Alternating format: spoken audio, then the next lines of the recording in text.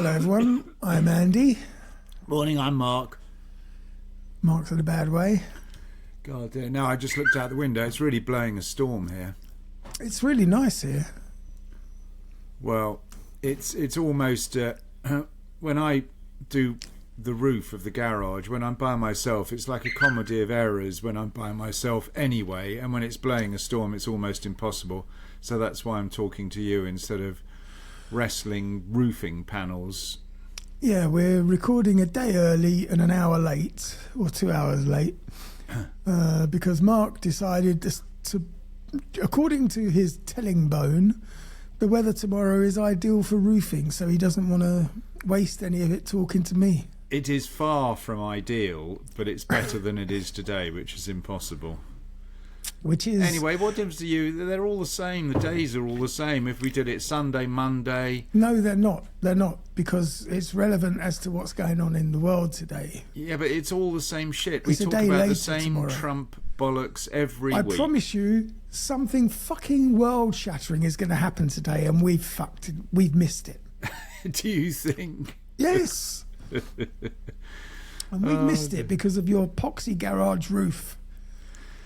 I think what would be not earth-shattering, I'll tell you what would be really good is if that imbecile Kash Patel went as well and Hegseth went. That would be actually, you know, I'd really think, well done, finally some sense. As well, I say sense, depends who they're replaced by. Who's Kash Patel? He is the head of the FBI. And, you know, yesterday, what was he talking about yesterday? Some reporter asked him, so if you weren't drunk, why were you locked out of your security system? And he gets onto the podium, I was not locked out of my security system, it's all fake news, you reporters don't do any research. And the journalist turned around and said, hang on a second, you've made a court application stating that you were locked out of your system. It's all fake news. Exactly. It's phony stuff. Exactly. It didn't happen. And so when he's faced with the reality of it actually being in writing that he has provided to a court, then that idiot Todd Blanche stands up and says, he does a Trump, oh, you're so rude. Show some respect. Oh, and that suit, where did you buy that even? Yeah, I mean, it's just... They're just a bunch of fucking retarded kids, aren't they? They really are. And what's, you know, so that's just a minor amusing aside. But they're in negotiations with Iran. So what do? In supposed ceasefire, they go and bloody bomb them again. Yeah, because there's no negotiation. It's a lie. Of course it is. It's a lie. No one is talking to anyone. And someone finally said the obvious truth that it's Israel that's dictating what Trump does. I mean, everybody knows it. Well, that's been said from the start. Yeah, but anyway, sorry, I had a go earlier that we always rant about Trump, and that's exactly the hole I fell into 30 seconds later. Well, you can have a rant about Starmer instead. Starmer. He's actually gone up in my estimation today because he's under fire from Tony Blair. That's right. Yes, he is. He's under fire from Tony Blair. That can only be a good sign. Yeah. Because if a war criminal is unhappy with you, you're doing something right. Yeah. I can't remember what he was unhappy about. General party direction. Lacking a coherent plan. Oh, right. Says the man who fucking ran headlong into a 20-year war with Afghanistan. Yeah. Yeah. Wanker. I read quite a nice little story the other day about some poor girl in Afghanistan, because they can't even go to school anymore, who literally got on a bus and escaped. Got shot in the head. No, she escaped. She got out, and she was saying, you know, the reality of women in Afghanistan is they simply don't have a future. I mean, there is no future for women in Afghanistan. They can't get educated. They can't do anything. No, they're only allowed to breed. Literally. And cook. And clean, maybe. Yeah. But that sounds a bit like Hesketh. In fact, one really disturbing thing, some very short clip, what they call them, shorts or something. Yeah. The girl was saying, so she's doing a little commentary and she's saying, yeah, in Afghanistan, if you're a girl and you're raped by your father and you get pregnant, you have to go to term. You have to give birth to the baby, because if you don't, you get put in prison for life. And then she sort of looked quizzically at the camera and said, oh no, sorry, that's Alabama, Mississippi and Texas. That's literally the law. Because in America now, some of the states enforce this no abortion law in a concrete way. Yeah. So even if you're raped by your own father, you have to give birth to the baby. Yeah, that was probably a deliberate mistake. No. I mean, she was making exactly the point that, hang on a second, it's not Afghanistan. It's not Afghanistan. It's America. Exactly, it's actually happening in 2026 in America. Yeah, because the zealots out there just... What's a zealot? You mean a zealot? It's a zealot. It's a zealot. It's not. If I do Google Translate, it would be a zealot. Yeah, but have you heard the robot voice on Google Translate? It's like, and then they beat it with their steely knives. That's the line out of a song, isn't it? No, that's a Cadbury Smash advert with the robots. Oh, that's right. Cadbury Smash. I wonder if they still make it. I would imagine so. It's very popular over here, patatas mousse. Yeah, but they don't have Cadbury Smash. Cadbury Smash. I can't remember the tune, but you're right. They were little robots, weren't they? God, dear, how sad we are. Anyway, so we've gone from incest in Afghanistan to Cadbury's Smash in the space of 30 seconds. No wonder no one can make any sense of this podcast. It just goes anywhere and everywhere. I can't make any sense of it. Let's see what happened in the past on this wonderful day. Now, are we doing it? I always ask, are we doing it on this day or tomorrow? Today. Right. It's always going to have to be today. I can't do it on a different day because then the maths comes into it. Don't work. Right, it gets too complicated. So today in 1703, St. Petersburg was founded in Russia. It was established by Peter the Great, of course. And for over 200 years, it served as Russia's capital. Capital, that's right, yeah. Although the Bolsheviks made Moscow the capital in 1918, following the Russian Revolution. I've got a quick general knowledge quiz question for you. Mm-hmm. Okay, so what is the capital of West Germany? Berlin. It is Berlin, is it? Has it always been Berlin, or is it just since the reunification it's become Berlin? I thought it was Cologne or one of the other cities. Everybody thought it was Berlin, but in fact it wasn't. I think it's always been Berlin, but now that you've planted that seed... Yeah, there's this element of doubt. It's like, what's the capital of Australia? Everybody says Sydney. Well, it's not. It's Canberra, isn't it? Well, it's like, where is the Gulf of Mexico? Aha! There is no such thing. No, but what is the capital of Australia? Correct me if I'm wrong, but Canberra. It's Canberra. It is, yeah, not Sydney. Yeah. Anyway, sorry, you were saying St. Petersburg was the capital of Russia. But what do you mean established? St. Petersburg must have been a town or a city for donkey's years, long before 1757. I'm sure it was already there, but it's established as the capital. I guess they moved Parliament or whatever, their military junta, to St. Petersburg. I was supposed to go on a business trip to St. Petersburg. Really? What sort of business? Well, no, it was when I was working, but I said no interest. I don't want to go to Russia. I would have loved it. No, because at that stage, in the mid-90s, there were a lot of people that was the best time to go, Mark. That was the best time to go. No, they were getting kidnapped. Yeah, but look, a friend of mine went over there with a band to put on a music thing. Slightly different target demographic. Yeah, but it doesn't matter. It was the same time. It was in the 90s. And it was sort of semi-legitimate. But anyway, they went over, they did the gig, and they got paid with a looted gold cross from a church.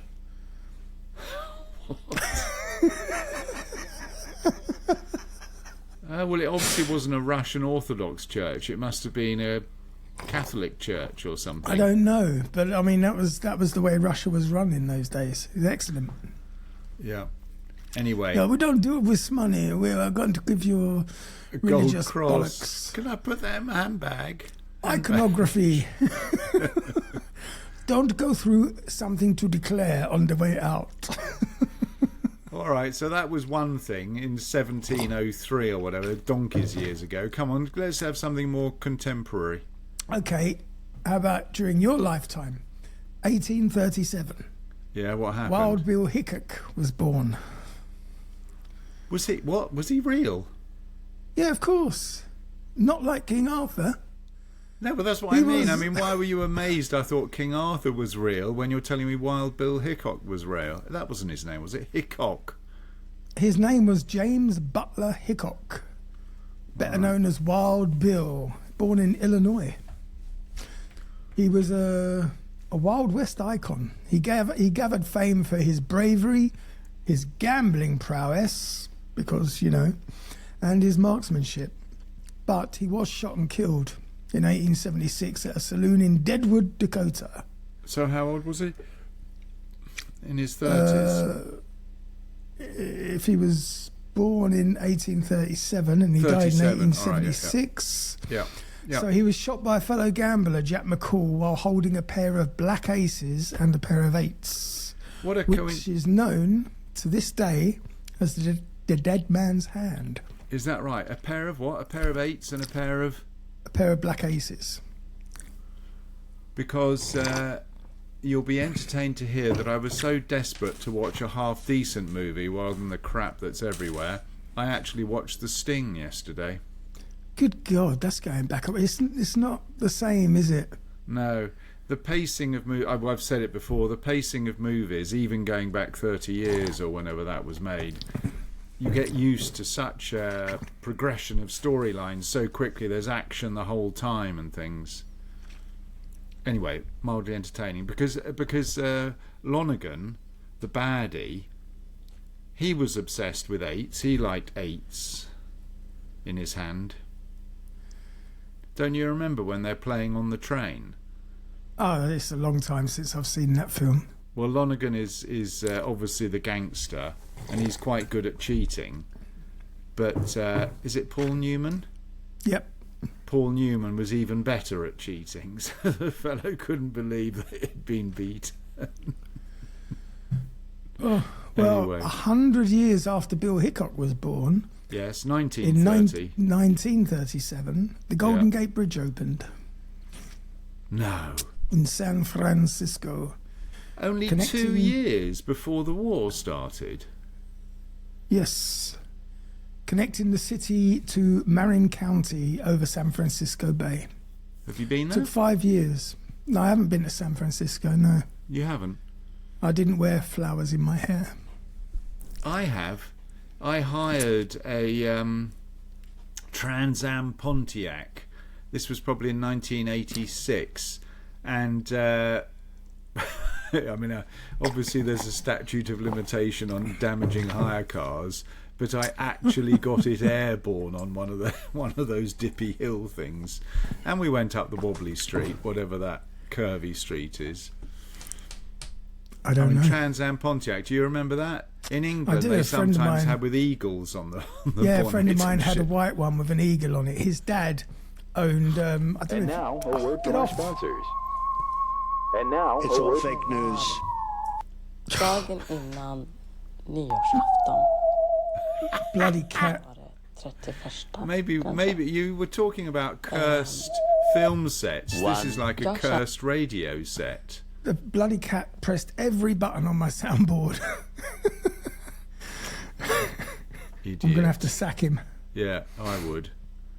Talking of sacking, today will be Arabella's last day at Strange Stuff podcast. Yeah, yeah. So it's kind of lucky we're doing it a day early. It means she gets one more go, Oh, I see. All right. because tomorrow she doesn't exist anymore. No, we've all got to pay our way in this world. Yeah, unfortunately, I can't afford to pay her wages. So Yeah. Maybe But one day when we get some more Patreons, she can come back and work for us again. would you feel as guilty sacking an AI person, if we're allowed to reveal the truth that she was in fact AI, as compared to a real person? She is real. We almost lived together. We're that close. There used to be a website called, and I don't mean this in a bad way at all, but I think it was literally called hire an Indian for $1 a day or something. .com. No, wasn't it or a $5, whatever it was, $10 a day. I mean, you know, anybody with data that required just simply data skills could be hired for $10 a day. And I'll tell you what they used to use these companies for: touching up photographs of apartments that estate agents used to put out. So they would hire these people to always have blue skies in the photographs and the beds neatly made and things like that.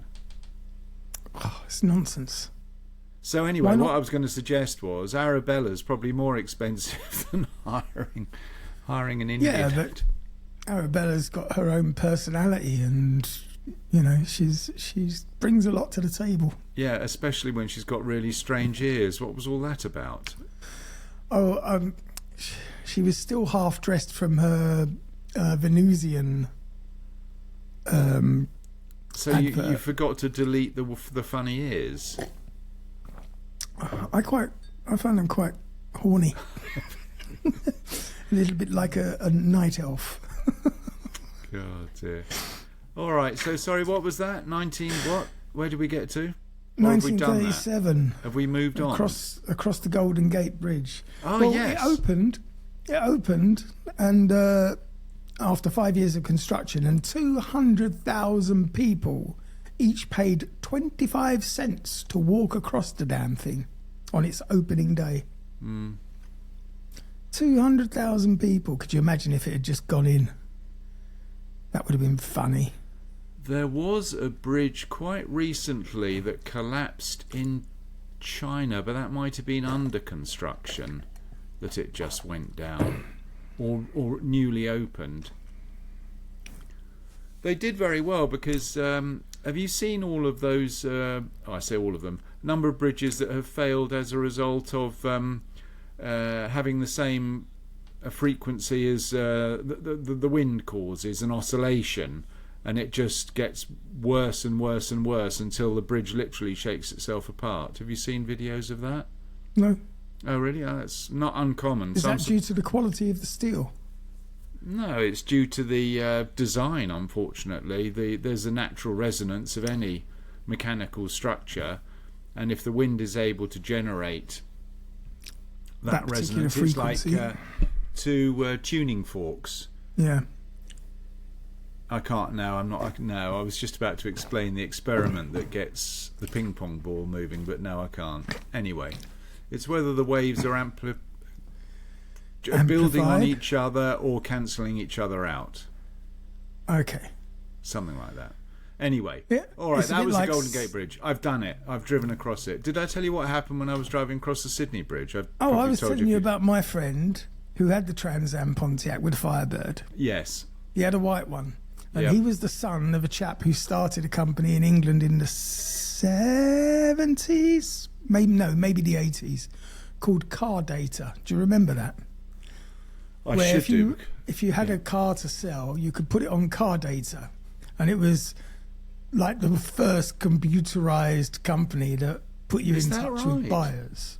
Okay. I remember he got a hatchet job done on him on Watchdog. Watchdog used to... The TV consumer programme. Yeah. They had him on there to talk about Car Data because someone had complained that his car had been on there for 3 months and he hadn't had one phone call. And the guy said, well, of course not. You put it on a ridiculous price. What do you expect? We don't promise to sell cars. We're just a platform where you can sell your car, but you can't just put any old price on it and expect someone to go, oh, I love that. But anyway, Max, the son, lived next door to us, more or less. And I used to go out in his Trans Am. We used to cruise up and down the King's Road. I bet you did. Yeah, we did. You cruising in a Trans Am Pontiac, a white one with Max in the Excellent driver's times. seat. Oh dear. Anyway, in 1941, Okay, middle of the war. yes, and it's relevant, the British Navy sank the German battleship Bismarck off the coast of France. All right. 323-foot vessel it was, and it was sent out to intercept a British supply ship, instead of which the British engaged it and sank it, killing almost its entire 2,200 crew. Holy schmoses. Where was that, in the English Channel, did you say? Just off the coast of France, yeah. God dear. Who would want to join the Navy? Seriously. Cramped conditions, I ship used to food, want away to. from home for 6 months a year. Yes, you, that's right. You were heading in that direction till it all went horribly wrong. Yep. Was it an automatic pass, having been a cadet and knowing all your knots and things, that you could get No, straight there's into more the to Navy? it than just knowing your knots. Anyway, we'll talk about that another time, because at the moment we've moved to 1995, and this was the day that Superman found his nemesis. Kryptonite. Christopher Reeve became paralysed after falling off a horse Oh, that's right. Yes, that's right. Horse riding. in Virginia. And unfortunately, I think he passed away a few years ago. I don't, he had did, yeah. 15 He's dead now. years, 20 years or something. But Probably not his favourite few years of life, being stuck in a wheelchair. no, but I think, once you're faced with that situation, I think people deal with it in different ways. People can think of all the positive things. Slightly better off than Michael Schumacher, of course, Yeah, poor old Michael Schumacher. who is still being kept barely alive by his cash-grabbing doctors. Well, we don't know that. We don't know anything about him, actually. I think we can bloody well assume that's exactly what's going on. They're just draining his fucking accumulated wealth, because he's clearly not going to get better. So if you were in that situation, you would just Turn it want off. to turn it off. If I'm not breathing on my own and all you're doing is ruining my children's inheritance, turn the fucking machine off. It's Stop. a very, very interesting point. I think he is breathing by himself, but anyway, by the way, yes, by the by. No, I tend to agree, and in fact, funnily enough, very, very sadly, one of my family members is living through that at the moment. Her mum has got dementia. She's basically penniless, and she obviously can't inherit from her mother because her mother's still alive in a dementia home, and it's costing a fortune. So the daughter has to. She lives basically on benefits, and her mother's loaded. Was But loaded. she can't. But she can't. Well, why isn't the money coming from her mother? Because the mother's not in a position to give the daughter any money because she's got dementia. She's not compos mentis, and unfortunately, Well, then surely there must be some kind of help. no. They're very, That's very ridiculous. strict guidelines. Very strict guidelines. You can make gifts to your children. Oh, sorry. What do you have? A guardian. So she has the mother who's suffering from dementia has a guardian, obviously, someone who's legally responsible for taking care of her affairs. But they're very, very strict rules, and the most you can do is give your children a gift that would be considered reasonable in the circumstances. So you can't bung them 50 sterling or something. You could give them £50, but not £50,000. So the money is just being whittled away. And when I say whittled, that sounds like a slow process. It's like shoveling cash into a furnace. Yeah, I know. And I bet she's not in the cheapest care home. They're all pretty much the same. She actually, the ridiculous situation as it is within England, the care home is shared with those that are paying for themselves, i.e. those that have money, and those that don't have money, and completely fair, I'm not complaining about that, but the council pays.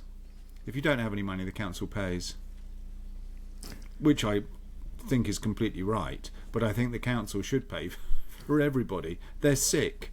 Why is it the National Health specifically says, oh, dementia, no, we don't cover that? Yeah, it's too an expensive. act of God.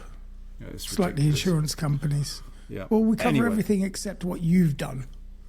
No, it is absolutely crazy. So my auntie, she has been in hospital for nearly 10 years. What? Mm. God, that And must have cost £1 million by now. Yeah. Stop screaming, you. Yeah. Yes. Anyway, next. Anyway, what got us onto that subject? I don't yes. know, but let's stop all that nonsense because we've got a lot to get through. No, we don't. No, I've got lots of things to do today. It's got to be quick. 15 You've minutes clearly got nothing to do today, which is why you called me up. Because you never call me up unless you've got fuck all else to do. max. That's not true, Andy. You're the highlight of my absolutely week. true. No. You're the top of the list of things to do. Yeah, right. So, today we're going to talk about a question Oh dear, Yes. I'm good at questions. kind of fascinated scientists, writers, historians, and probably everyone who's ever looked at a ruined building covered in vines and wondered what would happen if civilization ended tomorrow. I mean, what would actually happen to Earth if humanity suddenly just vanished, not slowly and not after a decline, not because of war or climate collapse or disease. Just imagine that every human on Earth simply vanished in a single instant. 8-9 billion people gone without warning. No broadcasts, no one left behind.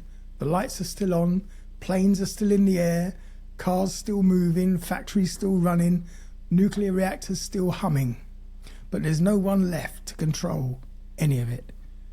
So today, we're going to follow Earth through the minutes, hours, years, centuries, and even millions of years after humanity disappears. And we're There going is to look at what... Go on. There's a technical term for this. What is it? Entropy? When something starts to degrade, which is effectively from the moment it is produced, or Entropy, entropy. Is that it? maybe. So eventually everything will go back to sand, effectively, or sand or whatever. Well, we'll look at that. We'll look What's at what it happens. called? I'll better write that down because I like that word. We'll look at what. Entropy. Oh my God.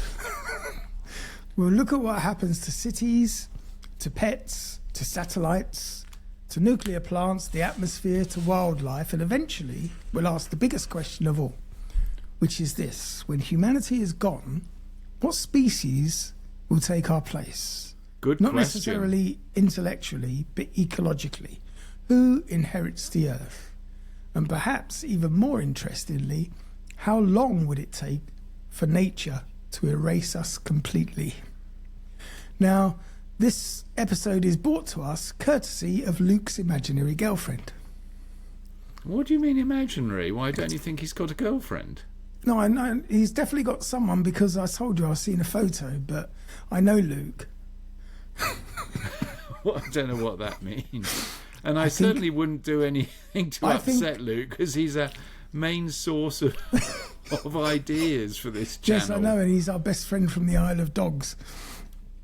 But I think he might have rented her from that rentagirlfriend.com for $1 a day, whatever, where they turn up and get a picture taken. I don't know. It is quite an interesting question, but I can't believe that you must be relying on research that's already been done. You Well, can't no, be thinking up the... No, I what I did was I brought the Earth to a standstill by making everyone disappear, and I watched what happened. What do you think I've fucking done? Cats. Cats is the species that takes over. Again, you'd go right to the end. You will get there, but first we're going to talk about the first hour. after the people have disappeared. The first thing that anyone left, which there isn't, would notice is silence.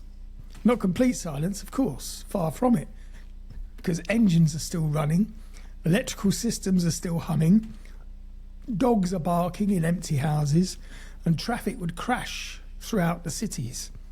But one sound disappears instantly: human activity. No voices, no phones, no footsteps, no radio chatter, no pilots speaking to air traffic, no workers inside factories, no train conductors, bus conductors, doctors, mechanics. All right, we no don't one. have to list them all. There's plenty of people. I don't want to leave anybody out. You're going to list. Bear in mind, I've 8 got to make billion. this last an hour. You don't.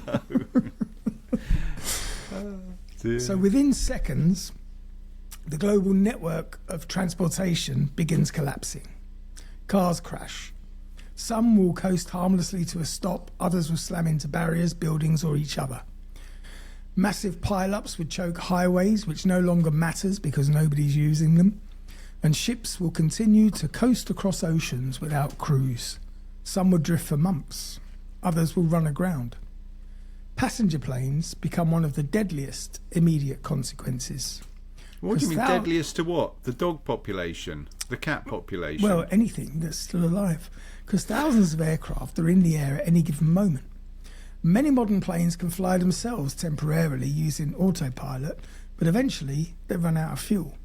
So one by one, the aircraft will descend uncontrolled into oceans, mountains, forests and cities. In remote regions, wreckage may remain untouched for centuries. Inside homes, pets wait, dogs scratching at doors, cats roaming through silent apartments, and fish circling in tanks. Some animals will survive by escaping, others will die within days. The luckiest pets are those in rural areas where nature is close enough to reclaim them. But meanwhile, the power grid begins failing. Most electrical systems require constant balancing. Hang on, Power we've jumped a plants bit ahead of can't simply ourselves here. run. We've jumped a bit ahead of ourselves here. Because planes Why? falling out of the sky, the longest duration flight is 22 hours. Something. So after 22 hours, all the planes that were in the air will have crashed.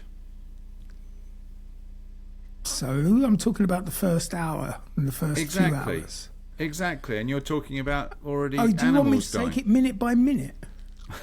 No, I want there to be some chronological sense in what There you're is talking. chronological sense. So power plants can't simply run unattended forever. Within hours, blackouts will begin spreading across continents, and cities that once glowed all night will start going dark. I think you'd be surprised. I think power grids have so many automated backup systems that I think actually power would continue flowing for more than a few hours. That's literally days or weeks, I would say. It depends on what part of the world you're talking about, because Well, of not course, everybody has the same kind of power grid. No, well, you're right, yeah. So one region after another will collapse into blackness. The internet will survive briefly. Servers will continue operating automatically. Messages continue bouncing through cables and satellites, but there's nobody left to read them. Eventually, though, cooling systems will fail. Data centers will overheat, and the modern digital world will die quietly in empty rooms. And then comes one of the greatest dangers. Danger? Nuclear What power danger? station. Danger to what? Whatever's left alive on Earth. Nuclear power stations. No. They're not a Would- danger. Of course they are. Modern reactors have automatic shutdown systems. Thank you. Most would successfully scram, which is an emergency shutdown procedure, but shutting down a reactor isn't enough. Spent fuel pods still require cooling, and backup generators eventually fail. So within days or weeks, some facilities will experience meltdowns. Not every plant, but enough to create regional contamination. So large exclusion zones will spread around abandoned reactors. Ironically, Exclusion regions- zones? Who's there? What, are the dogs going to start putting Again- up yellow ribbons? Again, the local wildlife. What have you got against nature? I don't. And in fact, I was just about to cite, they've been recently reporting about the wildlife that went back to Chernobyl remarkably soon after the disaster.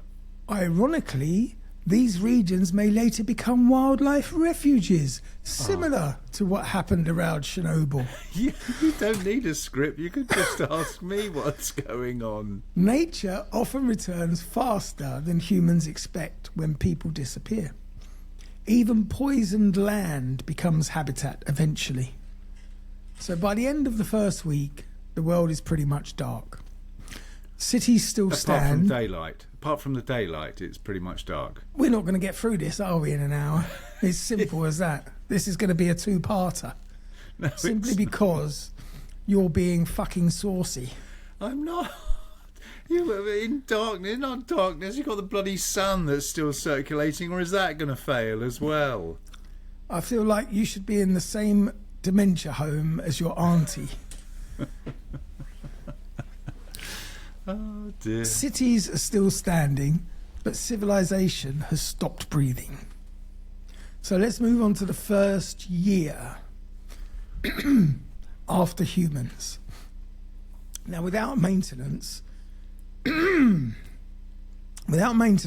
civilization begins unraveling astonishingly fast.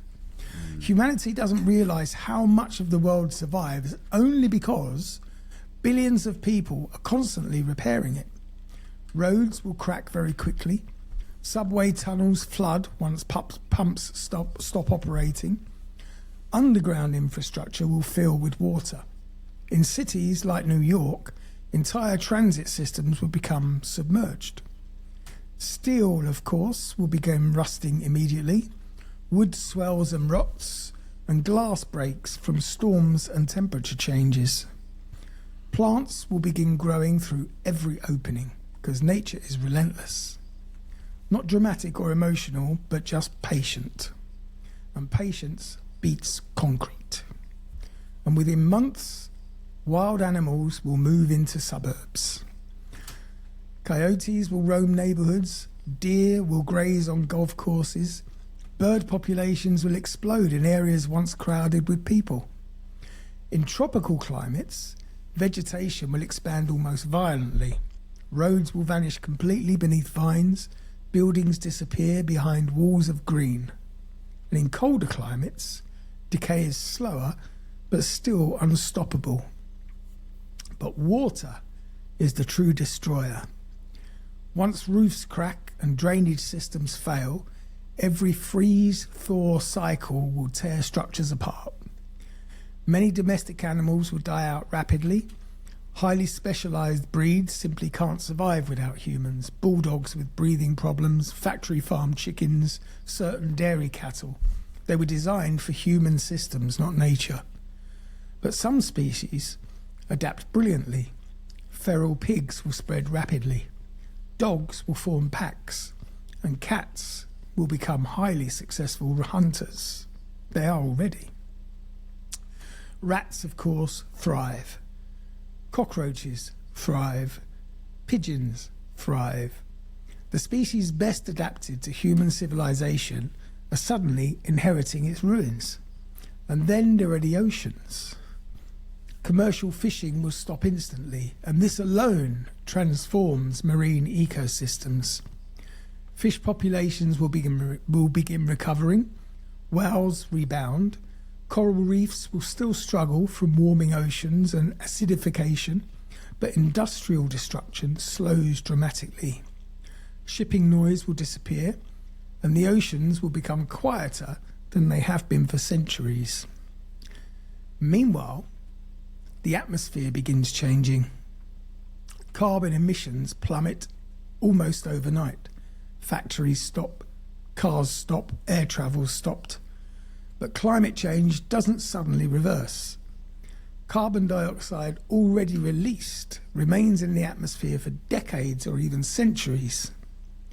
Earth continues warming for some time, yet eventually forests expand, grasslands reclaim abandoned farmland, and plants begin absorbing enormous amounts of carbon. Humanity's ecological footprint starts fading, not immediately, but noticeably. By the end of the first year, the world already looks alien. Cities remain recognisable, but the process has begun. Earth is taking itself back. I want to go back to the animal bit. So, of animals that are present in Sweden, because that's where we live, what would be the hierarchy of animals? Who are the wolf, alpha animals? Wolf. Yeah, Wolf and bear. Oh, bear. Good one. Wolves and bears. So, because they're carnivores. No, actually, bears are herbivores. Oh, not if they catch you.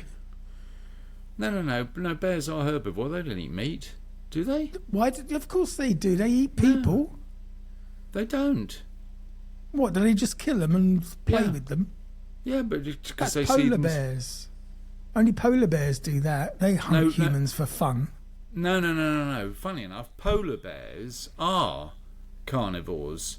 But the ordinary brown bear, they eat bloody berries and honey. Haven't you ever seen Winnie the Pooh, you idiot? He doesn't go gnawing away at, what's the little boy called? Piglet. No, but it is Christopher interesting. Robin.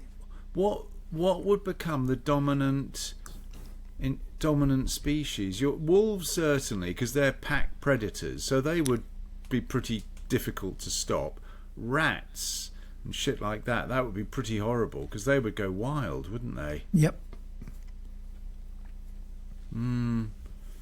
Because you're right, domesticated cattle. Now they would. I think they would adapt quite quickly. I mean, there's grassland and things. No, there is no grassland in Sweden. Of course there is. But For maybe gardens 3 weeks of the year. Oh, no, you're right. In the winter, absolutely, you're right. In the winter, they would definitely struggle. The first winter would probably take out most of the cattle. So let's move forwards 10 years. A decade after humanity is gone. Many cities are barely functional as structures anymore because without maintenance, glass skyscrapers become deadly. Windows shatter, rain enters interiors, steel frames are eroding, entire sections collapse. And wooden homes in wet climates rot very quickly. No. Suburbs, yes. Suburbs become forests interrupted by ruins. Street signs. I think modern buildings would last a hell of, I would say, more than a decade, more like 100 years before they start falling once down. You've got water getting inside a building, it's game over.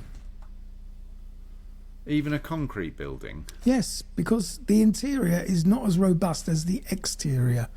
It's like injecting a virus into your body. You can throw a virus at somebody's head and nothing will happen. But if you inject that virus into the bloodstream, it's bye-bye. No. Now you've lost the plot. Just think of the number of ancient buildings that still exist thousands of years later, and you're saying 10 years later the buildings will start falling down. We're going to talk about those, and you will see that they bear no relation to what we're talking about here. Please do not critique my podcast before I barely scratch the surface. My podcast, our podcast. I keep clearly having to one of us correct is you. not working in cahoots with the other here. Cahoots, that's a good word. So street signs would disappear beneath vegetation. So you'd be fucked trying to find your way home. Do you think the deer will get lost because they don't have street signs? How many reading deer? Parking lots will crack apart as routes push upwards. But one of the most dramatic changes will happen at night, of course, because darkness has returned. And for most of human history, Earth at night was truly dark. Modern civilization erased that, but now the stars have returned. And from orbit, the planet no longer glows with electric grids. Astronauts, if any truly existed, would see a world transformed. Wildlife populations continue shifting, Some species boom, others would collapse.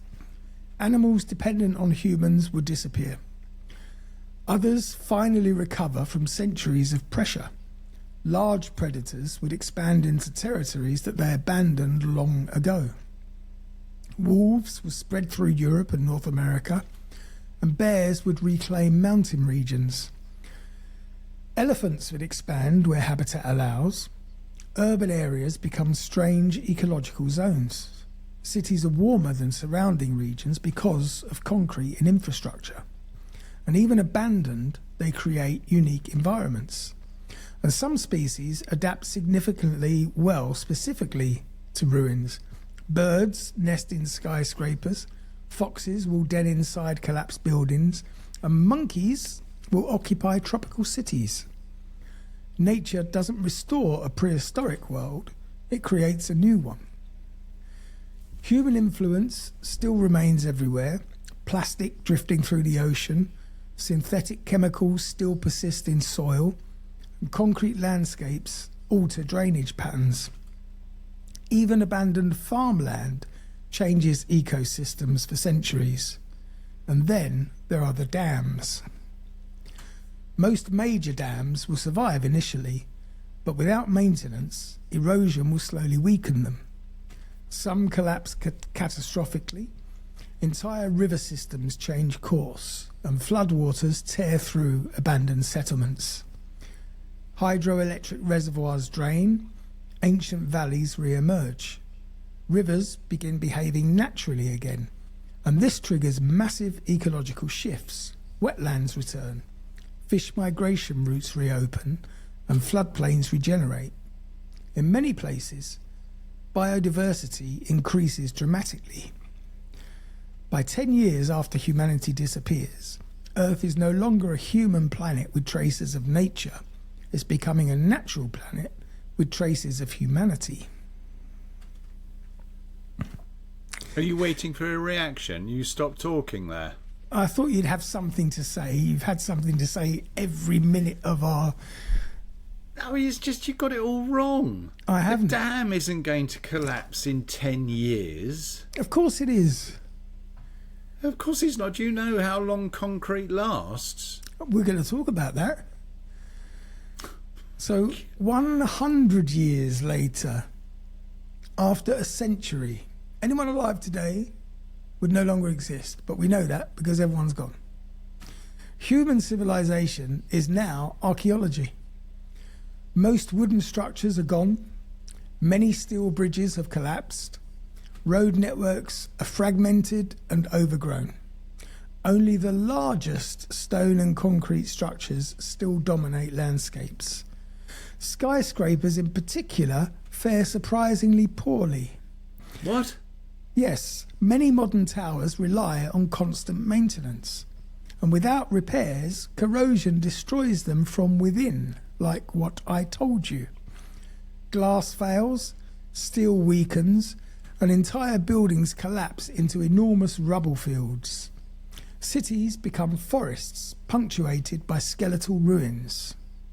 In deserts, preservation lasts longer. Dry climates protect structures. Las Vegas may remain more recognisable longer than London, for instance. Ancient stone monuments survived the best. The pyramids of Egypt likely outlasting all modern cities. Mount Rushmore remains, and massive tunnels survive. Some subway systems become underground lakes, but meanwhile, satellites begin falling. Low Earth orbit becomes chaotic. Without course corrections, many satellites eventually re-enter the atmosphere and burn up. Space junk collisions create debris clouds. Humanity's technological shell around the Earth decays, but radio signals continue drifting into space. TV broadcasts, military radar pulses, and fragments of human culture expand outward at light speed, but Earth itself grows quieter. Forests spread aggressively across abandoned farmland. Sorry. Where's the bloody logic? 100 years ago, the BBC stopped bloody sending out radio signals. So where are these radio signals coming from that are going to be the same radio radiating? signals. No. They don't stop just because Earth has finished. The ones that have been sent out are still travelling. Don't be ridiculous. There's a finite distance that radio signal, the wave strength degrades. We have got satellites up there sending signals out now. Yeah, well, clearly they're not doing very well because we haven't contacted anybody, have we? Haven't we? Oh, God. Now, this becomes one of the largest rewilding events in planetary history. Animals migrate. But again, that statement is ridiculous because we don't know anything about other planets. The biggest rewilding event in planetary history. What do you know about? Our planetary history. Well, of course it is, you idiot, because we're living through the experience. Oh, my Lord. This is hard work. Rewilding. Animals migrate through corridors once blocked by cities and highways. Species extinction rates slow right down. Some endangered animals recover dramatically, but not everything heals. Certain pollutants will persist for centuries. Heavy metals remain in sediments. Microplastics are still circulating through the ecosystems. And radiation zones linger around the worst reactor failures. Humanity leaves scars. Yet Earth has survived asteroid impacts, supervolcanoes, ice ages, mass extinctions. Life is extraordinarily resilient. The planet doesn't miss us. Not because humanity was insignificant, because we transformed Earth more rapidly than almost any species ever has. But Earth itself is larger than civilization, larger than memory, and much larger than us. So now we'll move to 1,000 years later. Yeah, I'm sure the research is pretty accurate on speculating what's going to happen in 1,000 years. Yeah. 1,000 years after humanity disappears, most evidence of modern civilization is gone. Not all of it, but most.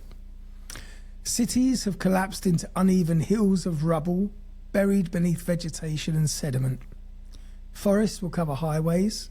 Entire neighbourhoods disappear beneath rising seas. In some places, future intelligent species, if they ever evolved, might struggle to understand what happened here. Artifacts remain. Ceramics will survive, some plastics survive, and bronze objects will endure. Stone monuments remain partially intact. But digital civilization is dead. Servers decayed centuries ago. Cloud storage has vanished. Almost all human knowledge disappears unless it's preserved physically. Ironically, printed books on acid-free paper would outlast massive data centers. And there's another strange possibility. Domesticated species continue evolving. Without humans guiding breeding, dogs will diverge into countless ecological forms. Some will become wolf-like, others specialise for scavenging. Cats remain amongst the most successful predators, rats becoming even more widespread, and pigeons will continue thriving near ruins. Nature doesn't erase humanity cleanly, it absorbs humanity. Human-made materials become part of geological layers. Future rock strata contain concrete, aluminium, plastic, and radioactive isotopes. So geologists today call this Anthropocene, or the Anthropocene, a human age written into stone, because even after humanity disappears, that layer will remain like a planetary scar, or perhaps a signature. Meanwhile, ecosystems stabilise into new balances. Some regions become vastly richer in wildlife than they are today. Others remain altered permanently. Climate continues changing according to processes humanity already triggered. Glaciers will retreat, sea levels rise, and coastal cities will vanish underwater. Places like Miami, Shanghai and parts of Bangladesh may disappear entirely beneath the sea. Sorry, why are we assuming that the temperature of the planet goes up to cause mass flooding and increase sea levels? Why are we thinking that? Because the carbon dioxide levels in the atmosphere can stay for centuries. Yeah, but global warming's not going to continue for centuries. What do you think causes alleged global warming? No, I'm not disputing that, but the point is that if your argument was true, then any attempt to reduce carbon emissions today won't have an impact for 200 or 300 years. Yeah, and that's true. Yeah, because you can't just reverse it. You have to slow it down and stop it before it will start reversing. Yeah, but it makes a nonsense of attempting to keep the temperature increase to 1.5 degrees. The green movement is a nonsense, isn't it? It's a fucking scam. Well, of course it's not. It's not a scam. It just depends what timescale you're working to. Well, but they're trying to tell you that you can save the world today, which is a lie. You can't save the world today. We're all doomed, are we? Is this what you're saying? You can. So on the 27th of May, 2026, you basically Strange Stuff podcast is predicting doomed. we're all doomed. We're doomed, Captain Mannering. So coral ecosystems shift, weather patterns evolve, and Earth enters a future that thankfully no human will witness. Why? Because we've all gone. Yeah, but you're Have you forgotten the predicting premise it's going to of be this worse. episode? No, but you're predicting I didn't it's say going to it be. was going to be worse. Oh right, I thought you did. I'm saying thankfully no humans will be there to see it because we would ruin that as well. 10,000 years later, and this is difficult for the human mind to comprehend because civilization itself is barely that age. Most of this episode is difficult to comprehend. Oh what are you my talking lord. about? It's difficult for you to comprehend because you cannot see any further than the next market crash. Now at this point, Earth has almost completely reclaimed the planet. Most surface evidence of humanity is gone. Steel is fully oxidized, concrete fractures into dust, forests, deserts, glaciers and oceans erase boundaries. Only the most durable structures remain. Some tunnels, massive stone monuments, deep mines and certain landfills, and of course traces of radioactivity. The atmosphere looks different. Carbon dioxide levels gradually decline from their industrial peak. Forests and oceans absorb enormous amounts. Global temperatures eventually stabilise. A new climate equilibrium emerges. Wildlife is now entirely reorganised. Evolution continues, and species adapt to niches that humanity created. Some become larger, some become smaller. New species will emerge, old ones will vanish, and the world no longer resembles the ecosystems that humans knew. And somewhere in this future Earth, one question becomes fascinating. What animal becomes dominant? Not necessarily in intelligence, but in influence. Who inherits the ecological throne?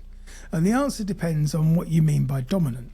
If it means sheer biomass, then insects will win, because they already do. Ants alone outweigh humanity. If dominance... I think that's a bit of a YouTube nonsense. Isn't it? What? There's more biomass of ants than there are of humans. Yes. Why not? Where's your source on that one, Andy? YouTube. I mean, you might be right. If you think about it, if you Ants are disturb everywhere. an ant's nest and there's one next door, enough ants will come out of that to scare a fully grown human being. Maybe. Now, if dominance means adaptability, rats will be the candidates because they reproduce rapidly, they eat almost anything, and they thrive in nearly every environment. But if dominance means ecological expansion into abandoned human spaces, then you've got several contenders. You've got canines, corvids, octopi, I don't and know what a primates. corvid. It was a corvid. Do you know what? You don't know. I meant to look that one up. A I'll do it corvid. for you. Corvid. Carry And on. perhaps most interesting... Oh, I'm getting messages. While you're doing that, I'm just going to have a quick look. Hang on. Google. Yes. No, stay in browser. Corvid.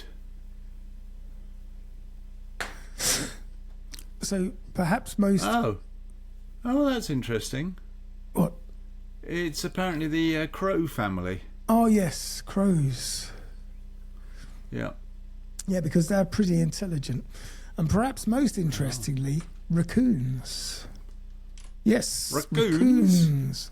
Highly Why? adaptable, dexterous paws, and problem-solving intelligence. Urban survival skills. They already live very comfortably alongside humanity. And in a world of ruins, they might flourish. Crows and ravens, equally fascinating because corvids possess remarkable intelligence. They can use tools. They have good memory, social learning, and some scientists compare aspects of their cognition to primates. Given enough evolutionary time, could they become even more advanced? Possibly. Then there's the octopuses. Perhaps the strangest candidate, because they're incredibly intelligent, they're curious, capable of solving puzzles, but they are limited by short lifespans and solitary behaviour. Intelligence alone isn't quite enough. Civilization requires social continuity, and that may be humanity's rarest trait. Not intelligence itself, but cumulative culture, the ability to build knowledge across generations. No other species has mastered it the way humans have, at least not yet. Can you stop screaming at me? 1 million years later. Now Hang we on, enter hang on. deep time. No, you've missed. Look, I know Hollywood sometimes gets things a little bit wrong, but have you never seen the Hollywood movies Planet of the Apes? You're talking about bloody octopus and koala bears and rats and shit. What about our closest ancestor, I our said closest primates. cousin? No, you're only comparing it to an octopus is nearly as smart as a primate. Yeah, no, I said that they would be up there. I'm sure it's chimpanzees because they're the smartest. Actually, I think orangutans are slightly above All chimps right. in the Now you're intelligence just splitting quotient. hairs. Well, not really. I'm splitting species. I would have thought that, really speaking,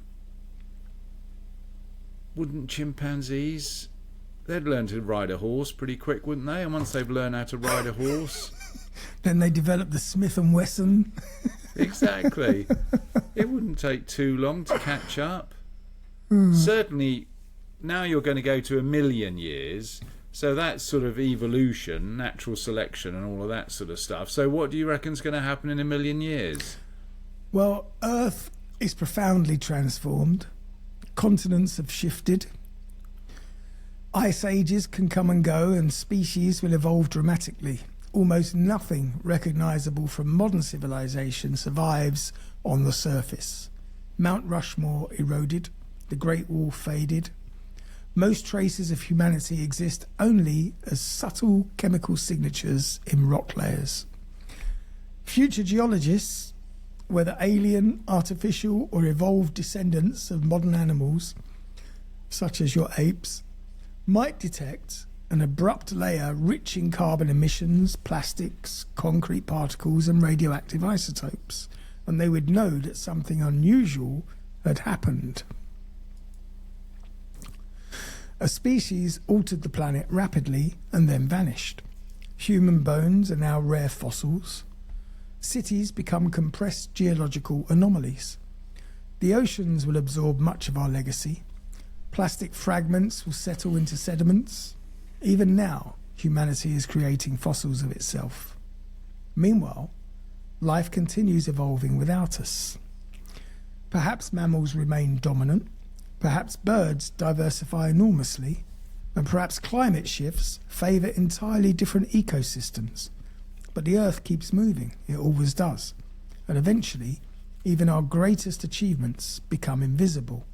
And that's difficult for humans to emotionally accept, because we imagine civilization as permanent, but permanence barely exists in geology. Mountains disappear, oceans appear and disappear, entire species dominate for millions of years and then vanish completely. Dinosaurs ruled Earth far longer than humans have existed, and now they survive mainly as birds. What do you reckon? You were talking about human achievements all forgotten. What have we achieved? Fuck all. Fuck all. You know, Do you know in the what? grand scheme of things. Do you know what I read today in the paper, and I didn't want to talk about it because it's too ridiculous. But NASA have announced, in conjunction with Amazon.com, that they are going to build a city-sized moon base on the moon, beginning or habitable by 2032. Fuck off, you wankers. Honestly, who are they kidding? Who makes money out of this particular scam? Not Jeff, There surely. isn't a film set large enough to carry off this particular scam. A city-sized moon base. They can't even fucking get a person up there. How are you going to get millions of tons of building stuff up there? I thought we are going to put a human on the moon in a couple of years' time. Yeah. Of course they are. This is such a load of fucking... I don't even want to go there. I'm getting mad just thinking about it. Talking about building a fucking city on the moon in 7 years. Fucking idiots. Honestly, whoever thought that up... And just morons. Anyway, one day humanity may be reduced to equally strange remnants, just a fossilised footprint or a radioactive signal, a mystery. So could nature fully heal? Which raises an important question. Can Earth ever completely recover from humanity? And that answer depends on what you mean by recover. If life survives, absolutely, life would flourish. In many regions, biodiversity would rebound dramatically. Forests would regrow, whales would recover, and predators would return. Rivers would find their own natural flow again. The biosphere would remain vibrant. But if recovery means returning Earth to exactly how it was before humans, that's impossible. Humanity has already changed the planet permanently. We've altered atmospheric chemistry. We've moved species across entire continents.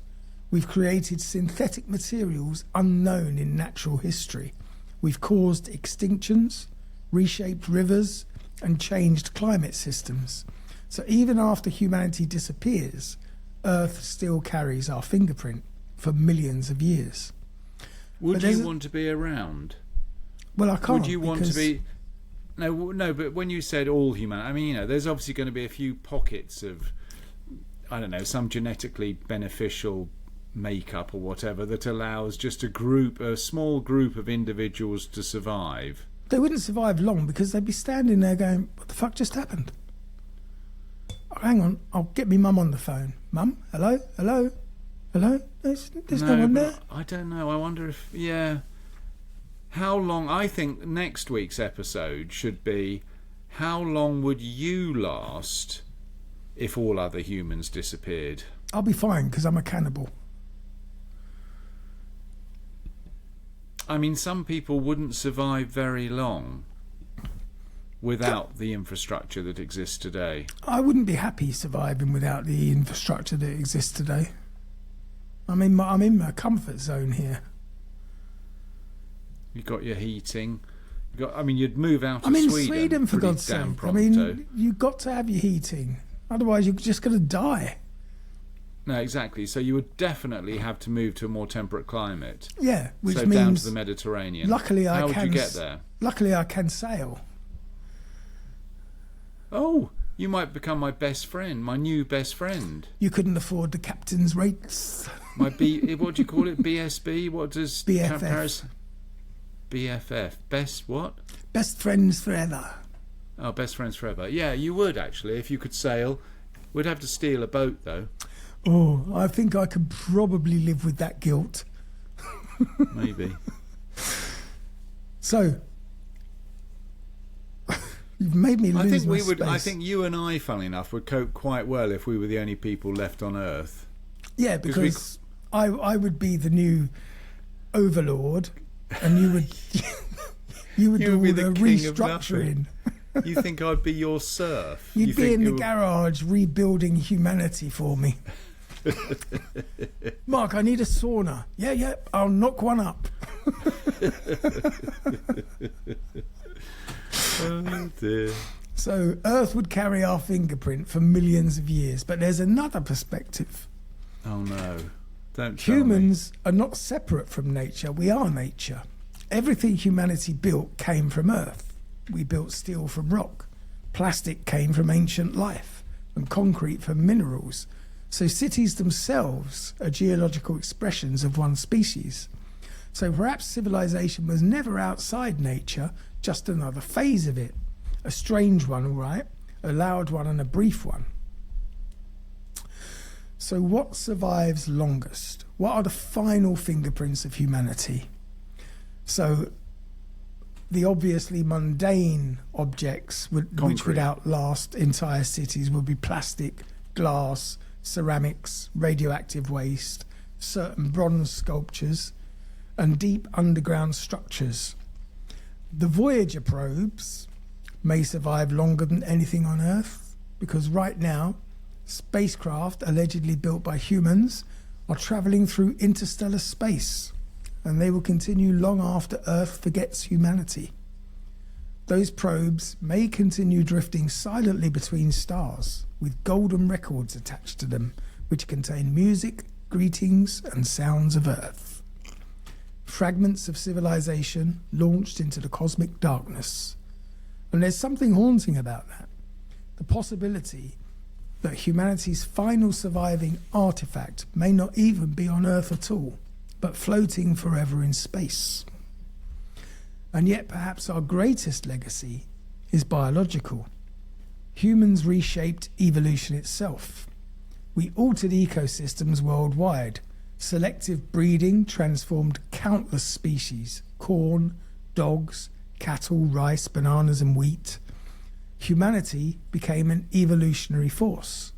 So even after we vanish, the consequences will continue unfolding. Now we arrive at the final question. Could another intelligent civilization eventually emerge? Possibly. Evolution has produced intelligence multiple times in primates, cetaceans, birds, cephalopods.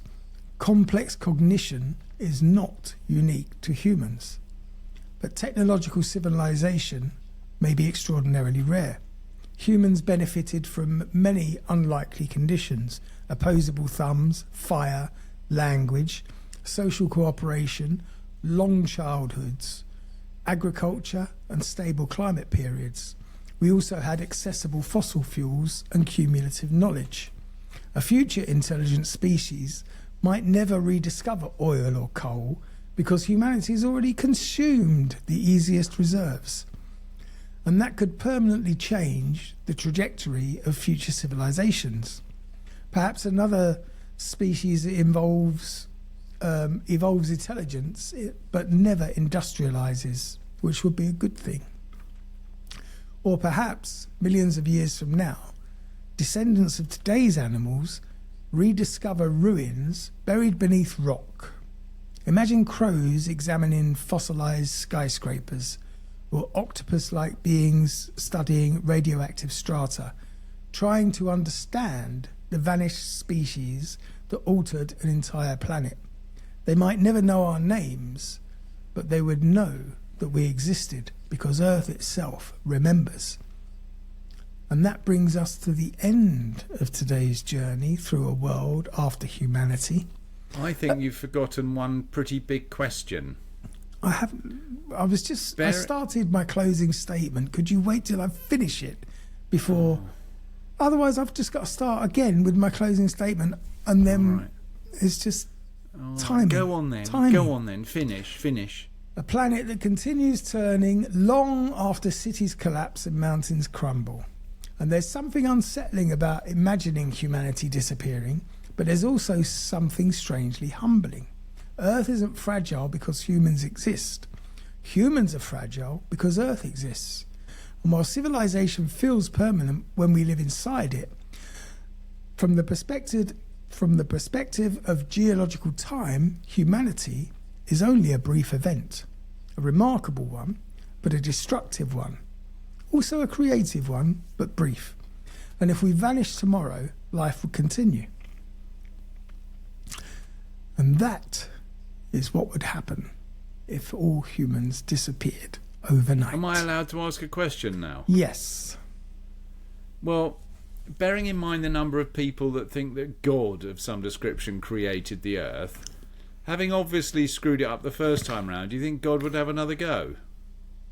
There is Do you no think God. it would be Humanity 2, First the of all- sequel? First of all, there is no God. And the definition of stupidity is repeating an experiment, Doing the same thing over and over again, expecting different expecting outcomes. a different outcome. So hopefully we're a one-off. Whoever came up with the script, not saying you wrote every word, is pretty down on the human race. Well, there's with good reason. We are a plague on this planet. So why are you so anti-Green Party? Because they're liars. And they're idiots. Oh, because they're providing us with false hope, you mean? It's not we just are that. doomed. They are literally... I mean, I'm down on the Green Party because of them... It's given governments an increase in tax reason. Oh, we can pretend it's because of being green and we can charge them an extra 50 pence an hour for their electricity. It's just a nonsense. It's just a scam. There's nothing we can, especially in England, which is responsible for less than 1% of the world's pollution. So going net zero is really going to save the planet. What a fucking load of crock of shit. Now, I'm very happy to say that I don't align myself with Donald Me. Trump in any way whatsoever, but you seem to have found a common attitude. Oh, well, I'm sorry, but... So how do you feel now, being aligned with that useless waste of space? Look, tell me I'm wrong about the UK's pollution and net zero nonsense. What difference can the UK make? And to charge everyone in the UK an extra 30% tax to pay for our net zero, which will make no difference to the rest of the world at all, it's just robbery. It's a scam. That's what everybody says. Oh, if I do something, it won't make any difference. But if 8 billion people do something, it will make a 8 billion difference. people will not do anything. Well, why? What do you That's mean the they whole are? Everybody point. is. No, Everybody they're not. Who China isn't? and India are reopening coal mines. They're building new Look, ones. This is just YouTube talk. No, Who it's is true. the biggest producer? Who is the biggest user of solar cells in the world? No idea. China. And who produces more steel and more coal than anybody else in the world? China. They don't produce more coal.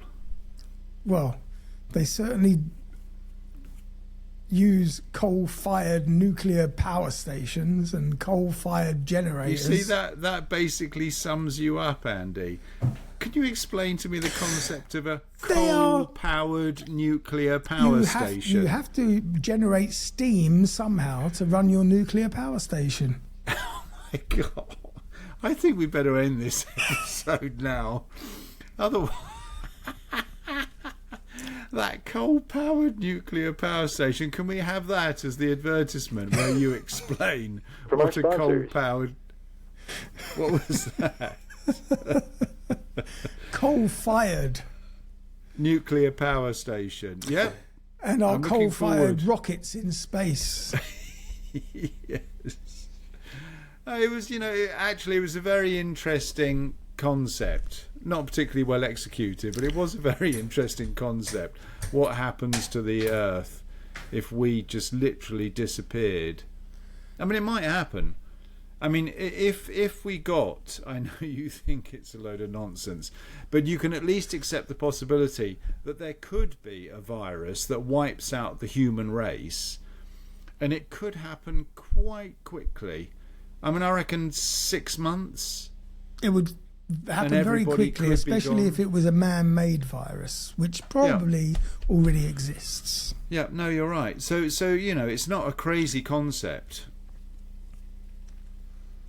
Yeah. Not a very uplifting thought, though, is it? I mean, really. It's lucky I'm a positive individual, as I'll be just sticking my head in the oven, even though it's electric. Positive? You were negative about every step of that fucking podcast. No, I wasn't. Not at all. I was just questioning the complete lack of logic. Well, there wasn't a lack of logic. It was actually very well put together. It was a good one. Well done. Oh, well, hang on a second. It was Luke who came up with the idea. It was Luke's imaginary girlfriend. We'll think call Luke's her Lucella. Why can't we call her Arabella? She can replace Arabella. I'm going to get an angry email from Luke. Just because you don't have a girlfriend doesn't mean other people do have girlfriends. Luke, if that no, makes sense. I have got a girlfriend, but I've just had to fire her. That's exactly right. Some virtual AI generated. Anyway, that brings us to the end of this episode. If not the end of civilization. And the end of civilization. Hope you found it All right. interesting, Good entertaining, timing. and informative. Yeah. See you again same time next week, and also on Wednesday if you're a Patreon. If you're not a Patreon, go to patreon.com/Strange Stuff Podcast and become one. Yeah. Bye for now. Cheerio for now.